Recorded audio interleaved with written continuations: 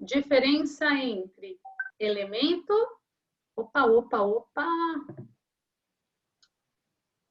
Só um pouquinho, gente. Podem colar aí, eu vou responder uma aluna que está fazendo e terminando o TCC, que ela vai entregar.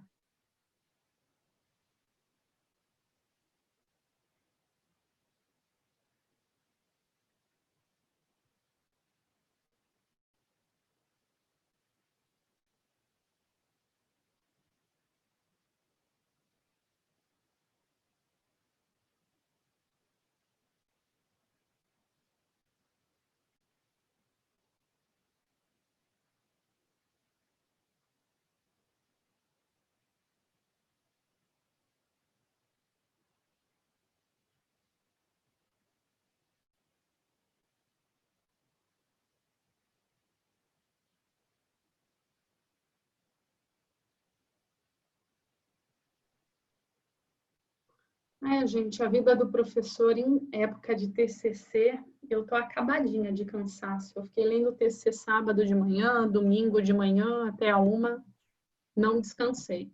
Mas vamos lá. Elemento de informação é sinônimo de elemento de diligência. É aquele capturado em sede de inquérito policial ou qualquer forma de investigação preliminar.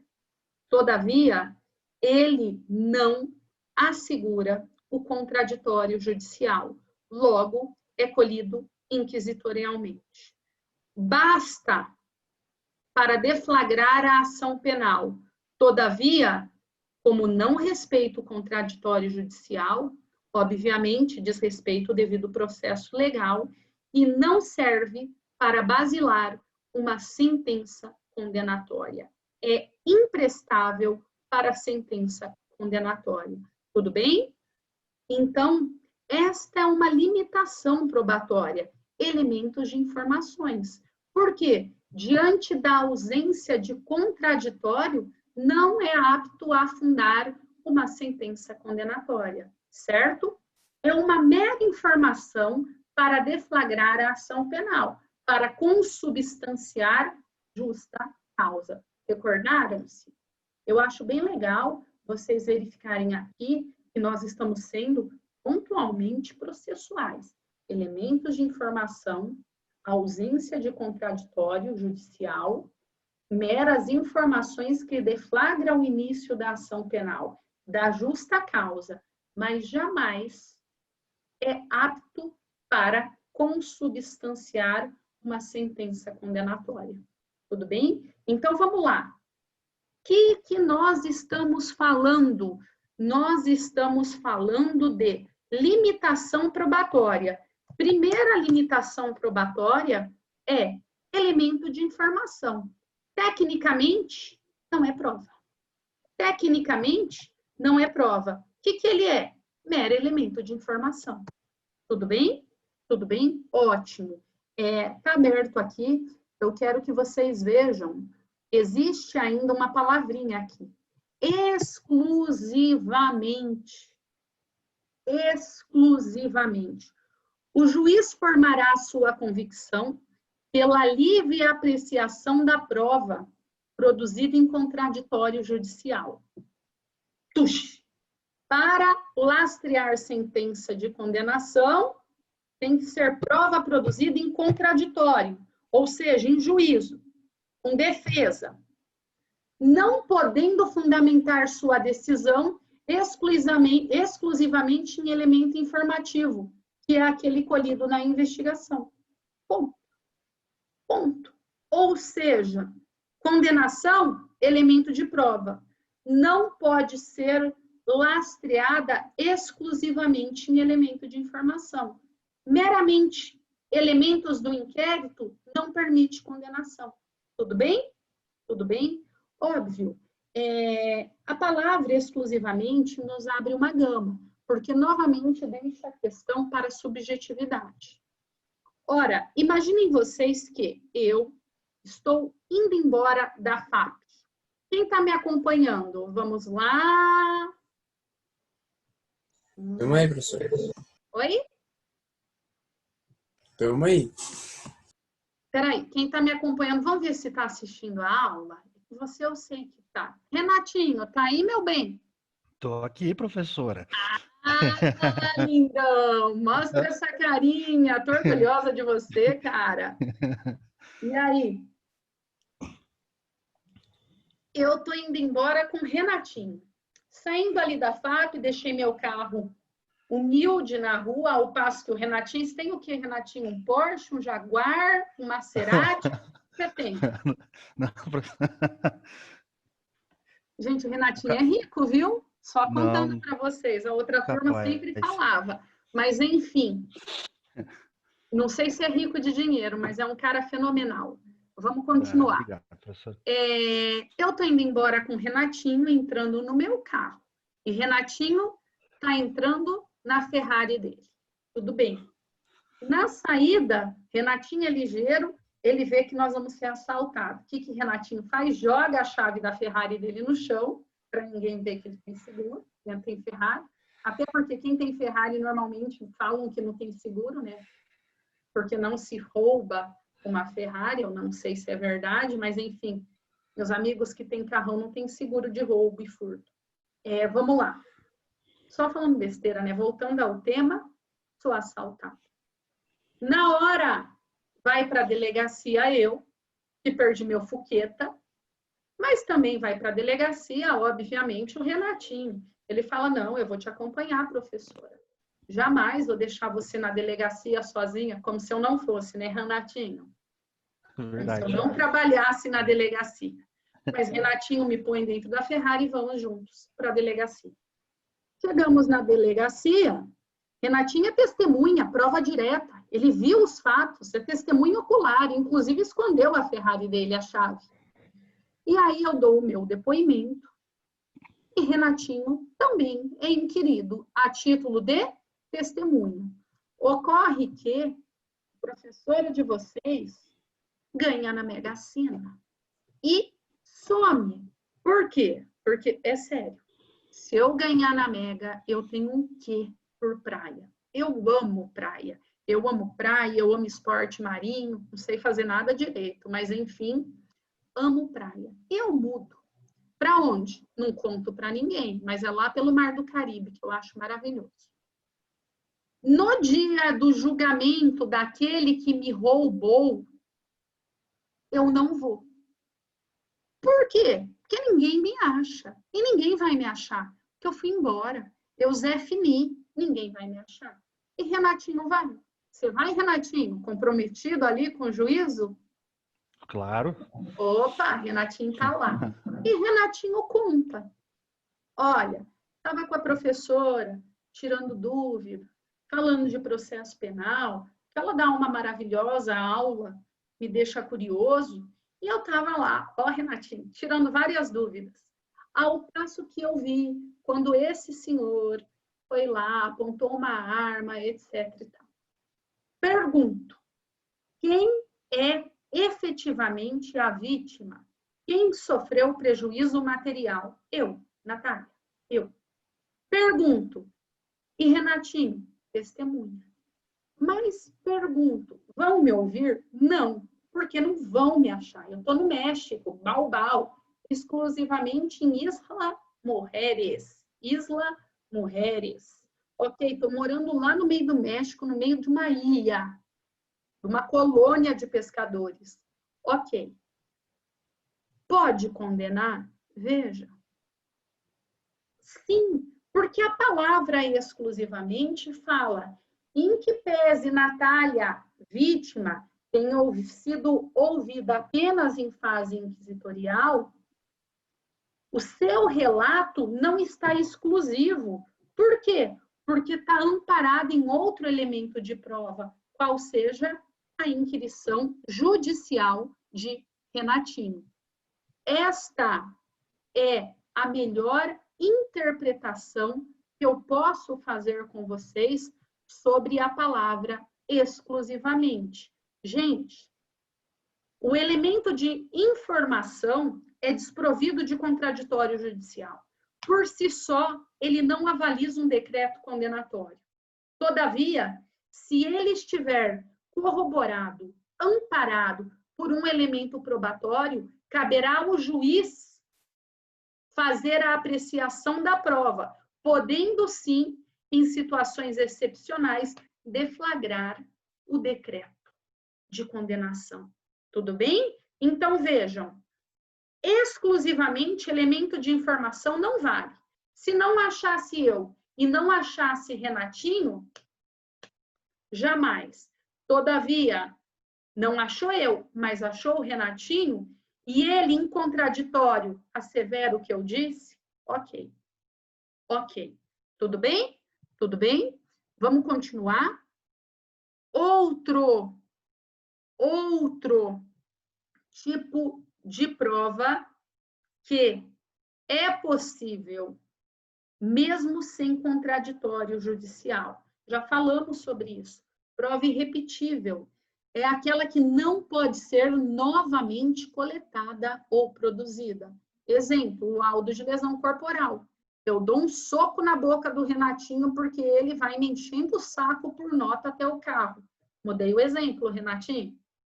Tá lá, professor, eu quero nota. Me pega num dia que eu tô com a macaca e eu dou um jump na boca dele. Ele vai na delegacia, né? Você vai, Renatinho, me caguetar? Não, professor, eu te perdoo.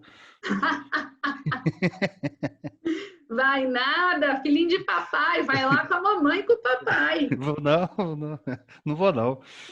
Tá, imagine que ainda conta tudo pro Paulo, pro Lisandro, faz um pôster, professora assassina. Mas, enfim, vamos lá. Eu te perdoo, é ótima. Vamos lá. Bom, Renatinho, vamos fazer alusão ao processo consentimento do ofendido. Se autoriza eu te dar um... Brincadeira. Vamos lá. Gente, olhem que legal. Aqui, esta prova, mesmo não produzida em contraditório, é permitida. Ou seja, a prova irrepetível. É aquela pela sua natureza não pode ser repetida. Certo? Vamos lá? Exemplo, perícia. Nesse caso, não é produzido em contraditório, mas isto é suprido como? Por contraditório diferido ou postergado. Como assim? O contraditório não é ao vivo, mas ele é possível a posteriori. Nesta oportunidade que eu dei o jab no Renatinho, o que ele faz? Ele vai no IML, faz a perícia. Ok. A perícia, o objeto da prova, ela vem aos autos. Ela corporifica a própria lesão. Quando a perícia chegar, abre-se vista para o meu defensor. Para quê? Para que se manifeste quanto ao laudo tardiamente, ocasião em que é permitido indicar contraprova ou requerer esclarecimento dos peritos. Veja, o contraditório não é judicial ao vivo, mas ele é feito de maneira a posteriori, postergada. Ok? Então, esta prova irrepetível, mesmo sem o contraditório ao vivo, é aceita porque ele é postergado. E, por fim, nós temos também a prova cautelar. É aquela que,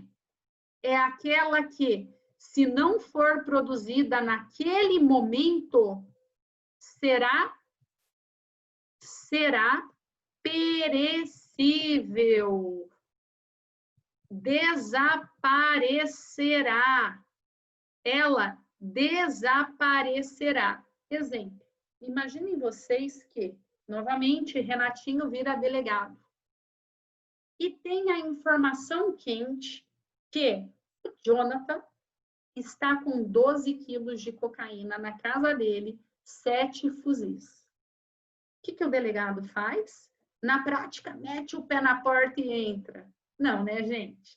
O delegado vai em juízo e pede um mandado de busca e apreensão, uma autorização judicial. Vejam, a prova cautelar é aquela que demanda ser produzida naquele momento específico sob pena de desaparecer.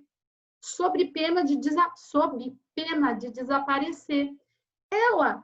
A prova cautelar, ela vai sempre demandar a autorização do juiz.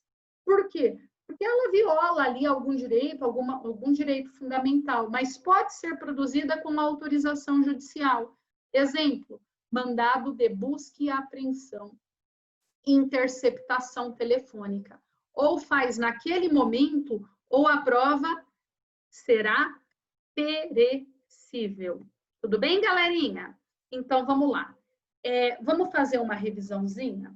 O que nós falamos até agora é sobre princípios quanto às provas. Primeiro princípio, liberdade probatória.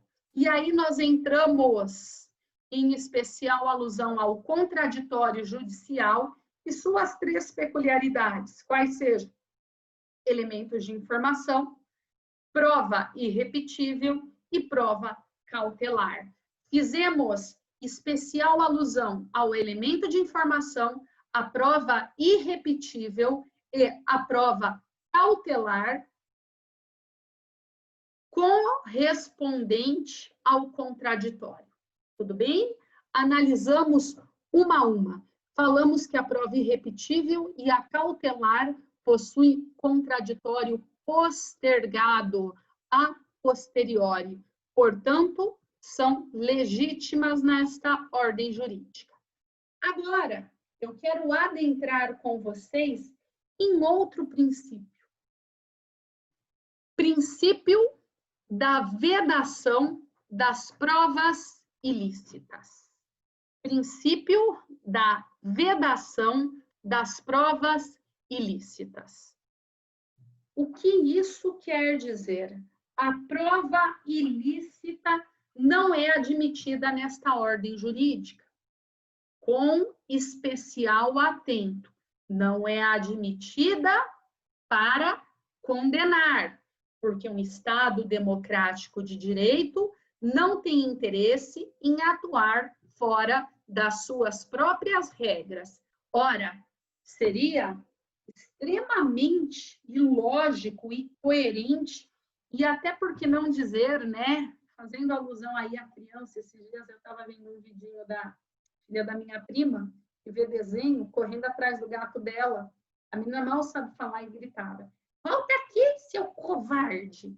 Mas olhem, numa palavra bem simplória, vendo ali desenho animado, seria uma covardia tamanha o Estado democrático de direito impor as suas próprias regras, mas ele poder atuar fora das suas próprias regras.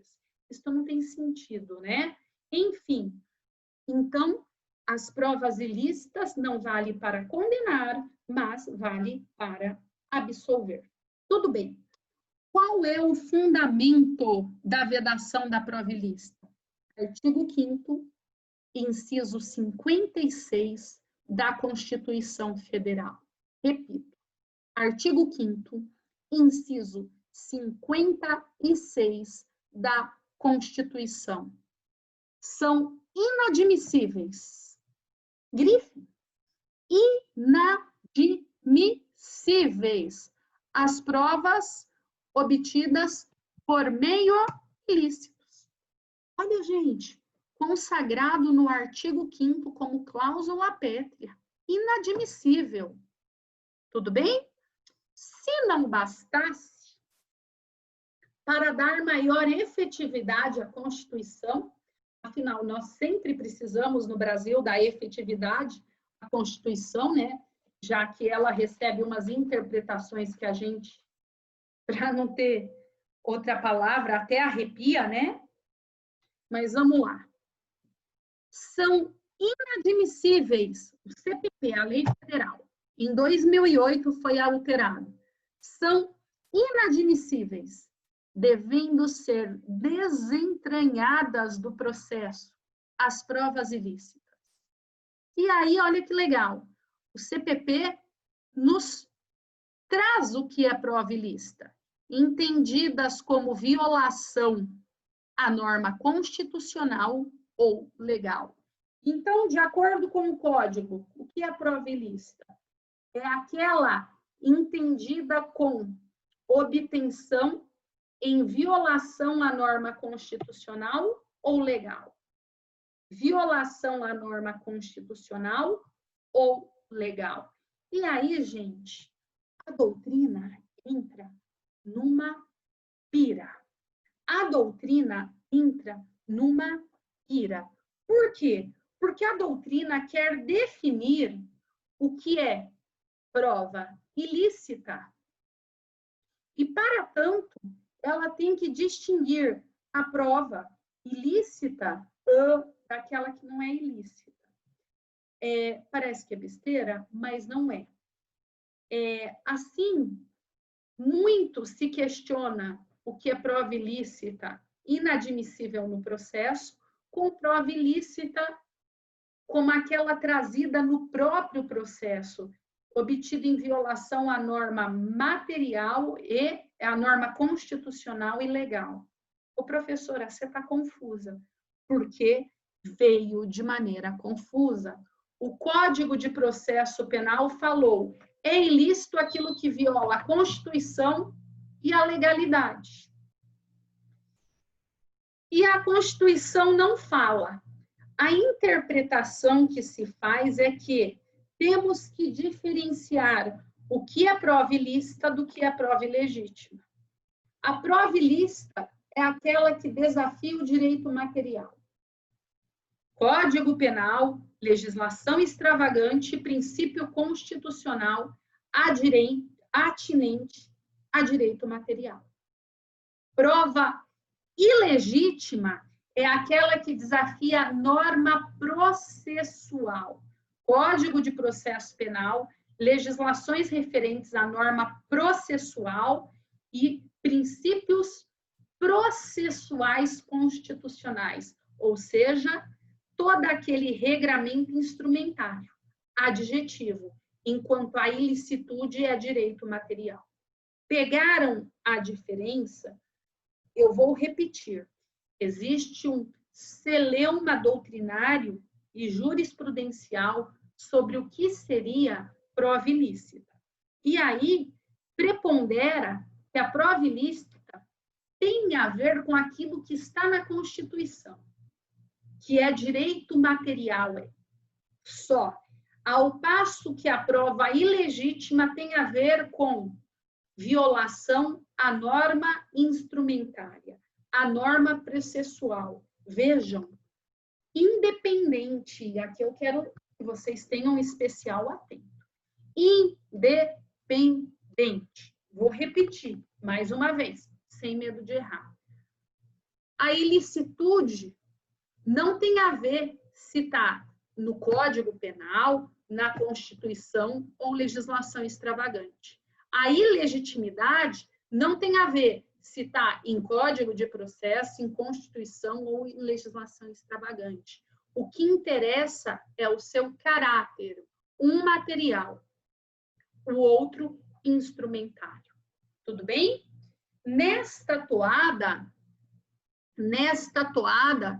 a prova ilícita, ela deve ser, conforme elenca a Constituição, desentranhada, retirada dos autos, porque ela é inadmissível. Sistema do desentranhamento. Se não é admissível, não pode ficar no processo. Desentranhada. Ao passo que a prova ilegítima, aquela que viola meramente norma processual, ela não é desentranhada, ela permanece, mas ela é nula. Ela não pode servir como elemento de convicção. Tudo bem? Ela não pode servir como elemento de convicção. Nesta toada, gente, o grande segredo, então, é você desvendar se é uma norma que viola o processo como um todo ou o direito material. Para tanto, eu até mando para vocês, o Luiz Flávio Gomes, ele fez um artiguinho bem curtinho sobre isso, eu não tenho problema em mandar para vocês. Eu gosto bastante que ele traz para nós as diferenças, o que é prova ilícita e o que é prova ilegítima, certo? Fazendo alusão ao endoprocessual, ao extraprocessual e etc. Vamos lá. Eu, então, vou repetir para fazer uma distinção melhor do que é prova ilícita, aquela que viola o direito material, e o que é prova ilegítima é aquela que viola o direito instrumentário. Eu vou trazer para vocês um artigo do Luiz Flávio Gomes. Ele fala assim, ó, para você captar bem se é ilícita ou ilegítima, você tem que olhar o momento em que ela é obtida. Mas, enfim, posso mandar para vocês e aí vocês vão ver isto, que eu acho que ele é elucidativo, tudo bem? Por obviedade, eu também vou cobrar isso numa formativazinha, tá? Mas, enfim, a par disso, eu quero resumir. A prova ilícita, conforme assegura a Constituição, ela é inadmissível, logo, sistema do desentranhamento. A prova ilegítima, ela é admissível, mas ela vigora pelo sistema da nulidade. Ela não serve como elemento para condenar ou absolver. No outro giro, eu também quero falar com vocês sobre prova ilícita por derivação. Pois bem, a vedação da prova ilícita está no artigo 157, caput, do Código de Processo Penal. Está lá, prova ilícita. 157, caput, e ainda com alicerce no artigo 5º da Constituição. Mas nós temos ainda a prova ilícita por derivação. O que é isto? É muito fácil. A doutrina norte-americana fala para nós assim: a prova ilícita por derivação, ela segue a teoria do fruto da árvore envenenada. Ou seja, se ela é originada da ilicitude, da árvore ilícita, obviamente, o seu derivado, o fruto, está contaminado.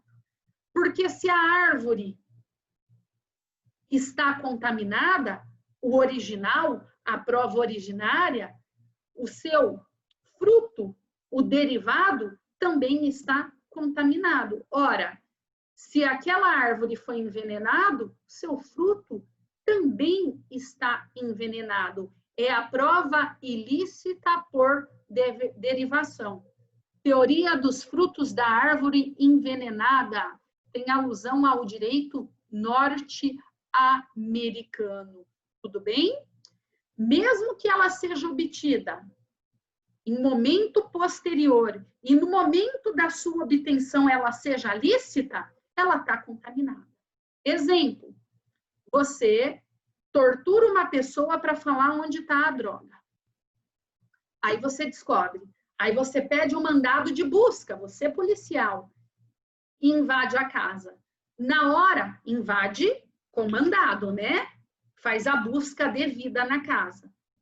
Ora, na hora que eu fiz a busca, eu tinha ordem judicial. Estava tudo em ordem. Mas vejam, eu só tive a informação para ir fazer aquela busca porque eu torturei.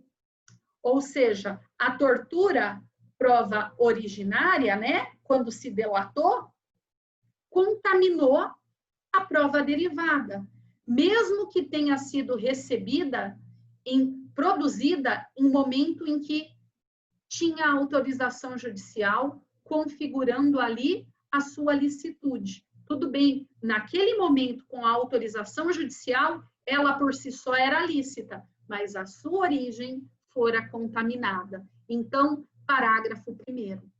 As provas derivadas também são inadmissíveis. Essa é a regra. Por gentileza, rapidinho, todo mundo põe um oi aí para a chamada.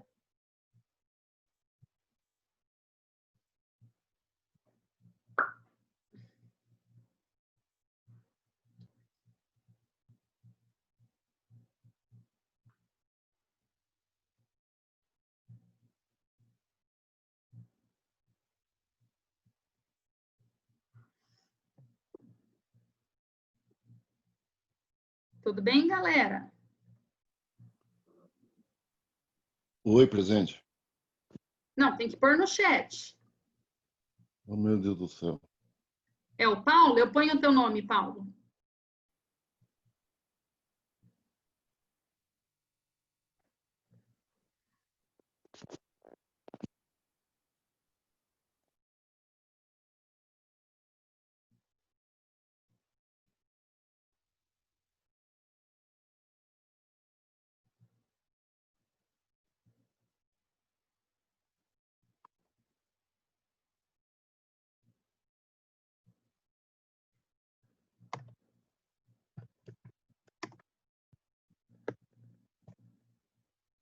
Bom, pus o nome do Paulo.